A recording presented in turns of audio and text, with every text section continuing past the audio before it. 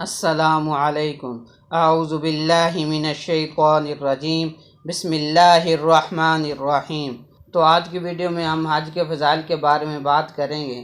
تو سب سے پہلے ہم شروع کرتے ہیں قرآن پاک کی آیت سے، جس کا ترجمہ ہے: لوگوں میں حج کے فرض ہونے کا اعلان کر دو، اس اعلان سے لوگ تمہارے پاس یعنی تمہاری اس عمارت کے پاس حج کے لیے چلے آئیں گے، پاؤں چل کر بھی اور ایسی اونٹنیوں پر سوار ہو کر بھی جو دور دراز راستوں سے چل کر آئی ہوں اور سفر کی وجہ سے دبلی ہو گئی ہوں، تاکہ یہ آنے والے اپنا منافع حاصل کریں۔ فائدہ: بیت اللہ شریف کی سب سے پہلی بنا میں اختلاف ہے کہ حضرت آدم علیہ نبینا علیہ الصلوۃ والسلام نے بنایا یا اس سے پہلے فرشتوں نے بنایا تھا، حتیٰ کہ بعض نے کہا ہے کہ زمین کی سب سے پہلی ابتدا اسی جگہ سے ہوئی کہ پانی پر ایک بلبلہ کی شکل تھی، جس سے پھر بقیہ زمین کا حصہ پھیلایا گیا۔ لیکن حضرت نوح علیہ الصلوۃ والسلام کے زمانہ میں جب طوفان آیا تو یہ مکان اٹھا لیا گیا تھا۔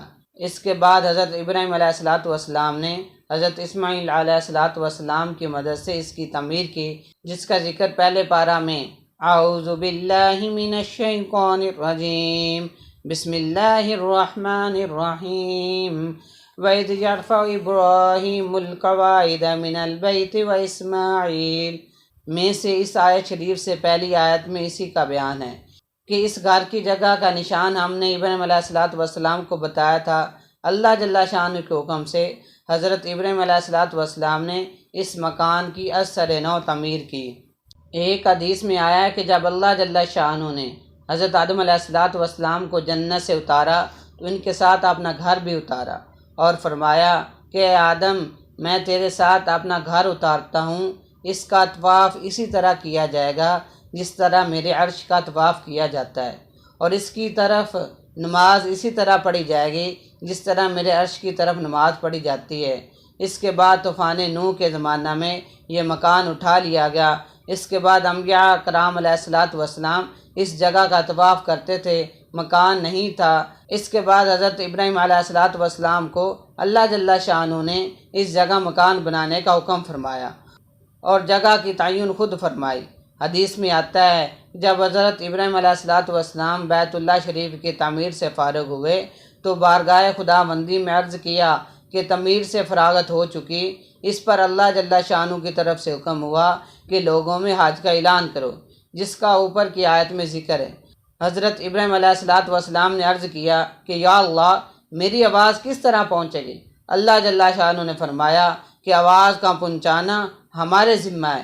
حضرت ابراہیم علیہ الصلوۃ والسلام نے اعلان فرمایا، جس کو آسمان زمین کے درمیان ہر چیز نے سنا۔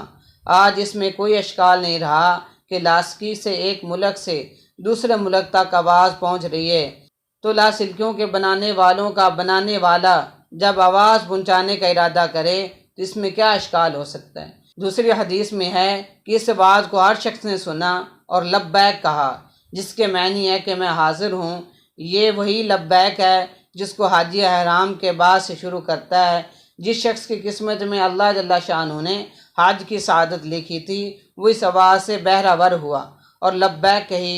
دوسری حدیث میں آیا ہے کہ جس شخص نے بھی، خواہ وہ پیدا ہو چکا ہو یا ابھی تک عالم ارواح میں تھا، اس وقت لبیک کہا، وہ حج ضرور کرتا ہے۔ ایک حدیث میں ہے کہ جس نے ایک مرتبہ لبیک کہا وہ ایک حج کرتا ہے، جس نے اس وقت 2 مرتبہ لبیک کہا وہ 2 مرتبہ حج کرتا ہے، اور اس طرح جس نے اس سے زیادہ جتنی مرتبہ لبیک کہا اتنے ہی حج اس کو نصیب ہوتے ہیں۔ کس قدر خوش نصیب ہیں وہ روحیں جنہوں نے اس وقت دما دم لبیک کہا ہو، 20 حج ان کو نصیب ہوئے یا ہوں گے۔ تو اللہ تبارک تعالیٰ سے دعا ہے کہ اللہ تبارک تعالیٰ ہمیں بھی اپنے گھر کی زیارت کرنے کی توفیق عطا فرمائے، آمین۔